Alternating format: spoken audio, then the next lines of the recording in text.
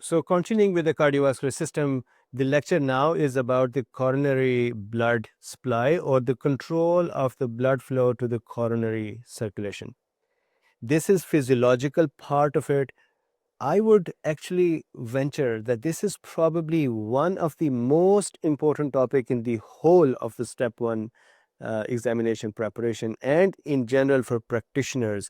The reason for that is that the cardiovascular problems, especially the ischemic heart diseases, myocardial infarction and hypertensive problems are the most common, one of the most common problems in the US. So understanding the fundamentals is really important then to understand the pathology is related to this, and then as we do ischemia and infarction, that will be clear. So this is the physiology of the coronary circulation, properties of the coronary circulation, and these are very different from other circulation, so pay attention. First of all, coronary circulation has, you have to look at the right side and the left side of the heart separately to understand the coronary circulation of these two. I'm going to make a line here, and I'll make systolic events here and diastolic events here.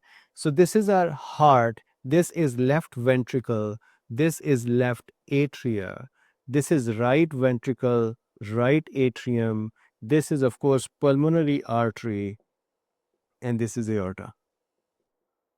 So first we have a separate lecture for the coronary artery architecture. So this is not that lecture. This is physiology. How is the blood is flow controlled? So coronary vessels open up from the arteries, open up from the aorta. They are the first branches of the aorta. There is a right and a left coronary vessel. When these vessels come, they come on the surface of the heart, but then there are branches that penetrate the muscle underneath and they go in the cardiac, ventricular, and atrial muscles and they supply them. Right? So I made them in black over here instead of red because cardiac tissue is red as well. So first thing to notice, as the heart squeezes, and it squeezes all the time, it would continue doing that till our last moment.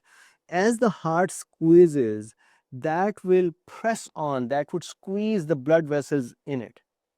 So that is the important concept to keep in mind, that as the heart is squeezing, it is compressing the blood vessels that are present in it. Now, all of the body receives the blood when ventricles contract, except ventricles themselves. Why?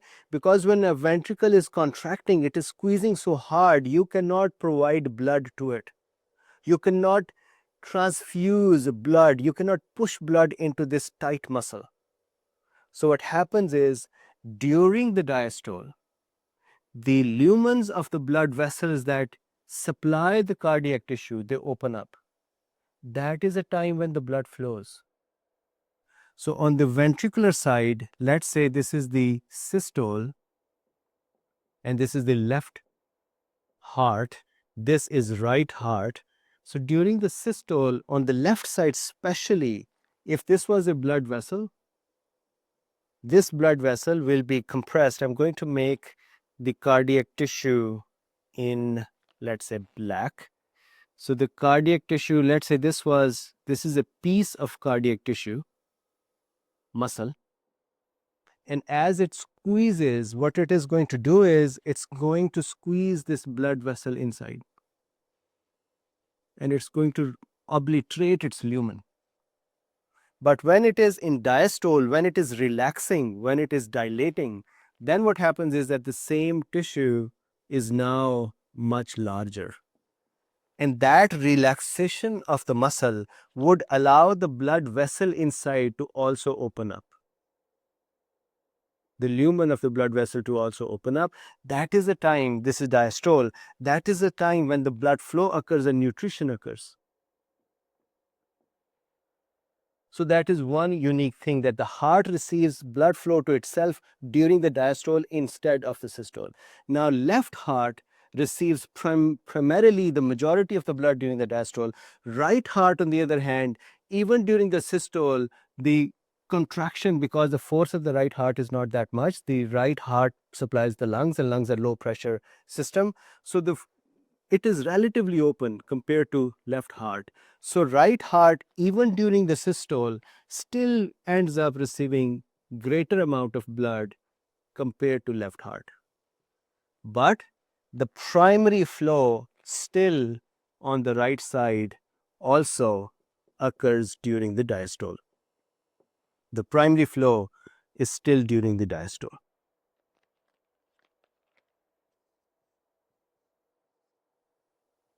So that is one thing that is established. Diastolic flow, not systolic flow. Second thing here, remember this, that heart has a very interesting, unique situation. 80% of the oxygen that goes to the heart in the blood is extracted out of it. 80%, 70 to 80%.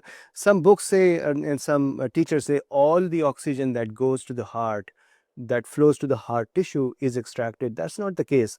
All cannot be extracted. 70 to 80% is extracted. This is in compared to the rest of the tissues. For example, skeletal muscles at rest only extract 20 to 30%.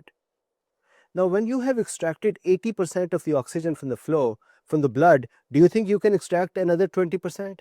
It's very difficult because it is now tightly bound to the hemoglobin. So during the exercise, so let's say if I start exercising right now, my heart is going to start pumping, and the force of contraction and the heart rate would increase, and that means oxygen demand will increase. How will I meet that oxygen demand? Can heart cause a dissociation shift in the oxygen? So oxygen dissociation curve, when it shifts to the right, it dissociates more oxygen. So in the other tissues, we shift the curve by temperature and metabolites, and we cause the oxygen to be dissociated faster and more oxygen to be extracted than 30%. But in the heart, you cannot just shift the curve. So if there is one truck full of oxygen that comes to the heart, if you are exercising and the heart is now beating fast and having a greater force of contraction, then you have to send more flow. You have to send 10 trucks full of oxygen. You cannot say just take more oxygen from this one truck. That is not going to happen. So the basic concept here is, to meet the additional oxygen demand for a highly working heart, we need to increase the blood flow. So it is a blood flow dependent circulation, not oxygen extraction circulation. So that is another very important thing to keep in mind. We do not just change the dissociation, we change the flow. Now, the flow itself is controlled by extrinsic and intrinsic mechanisms. So by extrinsic mechanisms, what we mean are, of course, the sympathetic and parasympathetic systems. So here, these two green are the parasympathetic vagus nerves.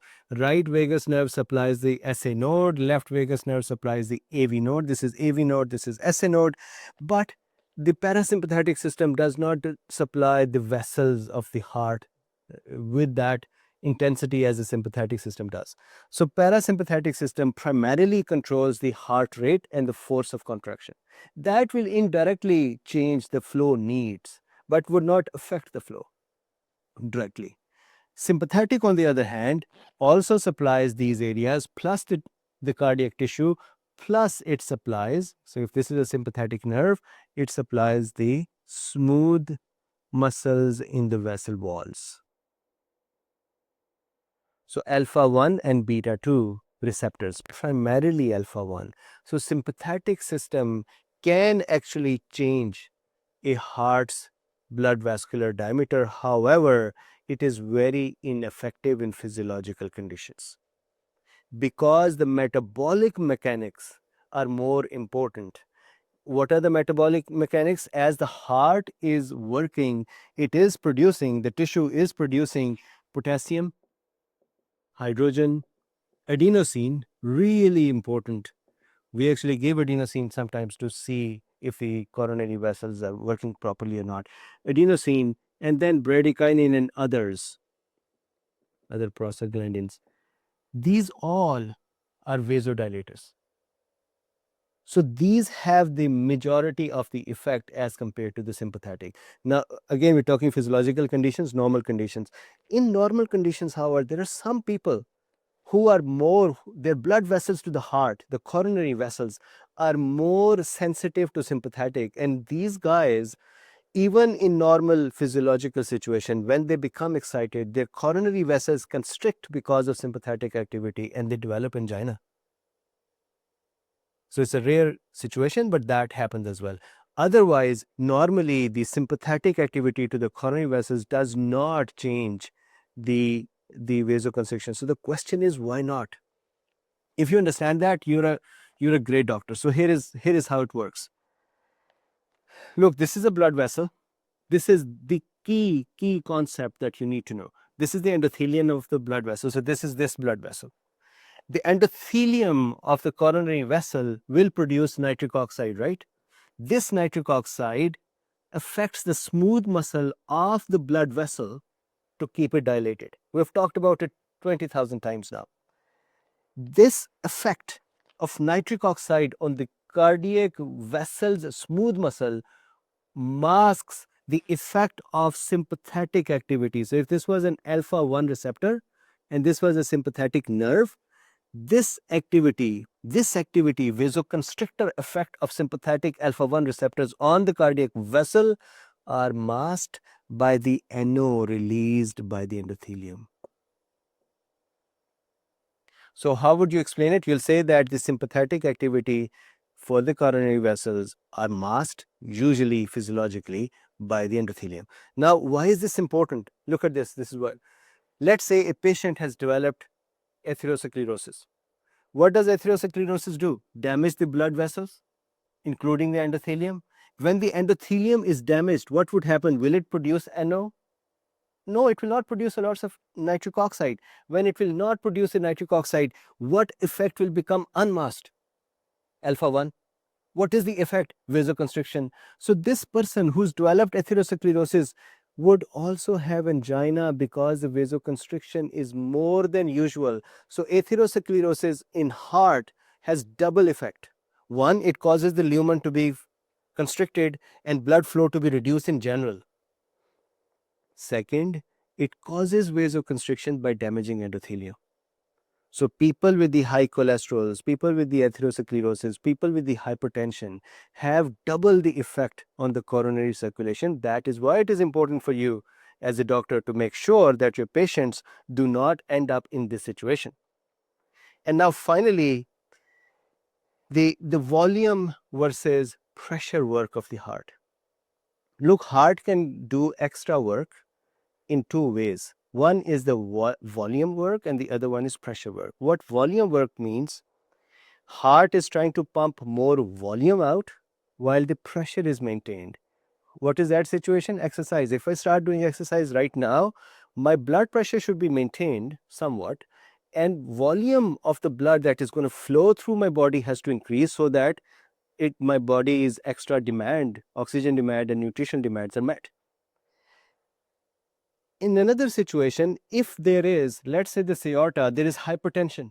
The person has developed atherosclerosis. The blood vessels have become stiff. They are not compliant anymore. It's not easy to push blood in them. Now the heart has to work really hard against what? Higher pressure.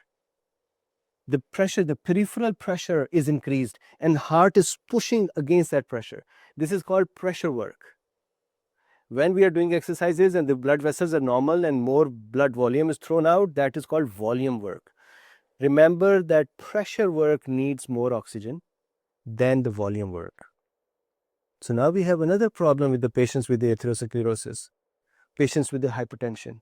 Not only their own coronary blood vessels are constricted because of atherosclerotic plaques, plus because of lack of nitric oxide, but they also have a problem. Their heart is pumping against higher total peripheral resistance.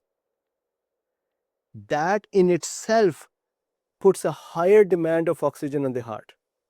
So heart's blood vessels can't supply that much. Their diameter is not open. Their diameter is small. Blood flow is compromised and the demand of the heart is increased. So that is a third factor that affects the patients with the atherosclerosis and hypertension. So please remember this. This is the blood flow control, primarily metabolic control. Sympathetic control is normally masked by the nitric oxide.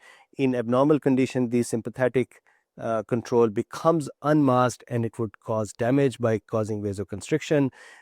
Other than that, parasympathetic has no effect other than changing the heart rate and force of contraction. Thank you.